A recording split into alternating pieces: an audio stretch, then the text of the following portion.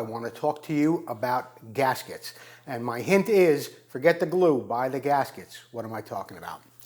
Gaskets are very, very important to the assembly of your engine. Not only are they there to keep the oil in and in some cases dirt out, the center case gasket, like I'm showing you right here, is often used as a shim. When those two case halves go together on that bike, the thickness of that gasket is important. A lot of times guys will take some of your gasket cements, they'll put it in there, it'll either be too wide, which could be a problem, or worse than that, they just put a thin bead around there, and when they push those two halves of those cases together, there really isn't enough room that the manufacturer has required to get everything to spin smoothly, whether it's shaft or whether it's shifting. So, especially on the center cases, forget the glue, go with the gasket. Where are some other places that you may have a problem?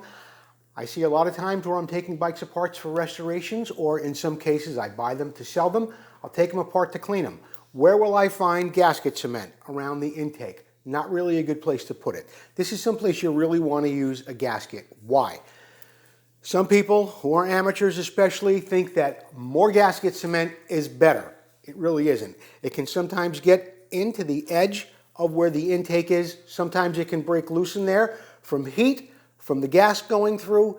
A little bit can break through there. It gets sucked into the intake. It could cause rings to stick, and it could cause a variety of damage in your engine. So there's another place where you want to make sure that you use a gasket and not glue.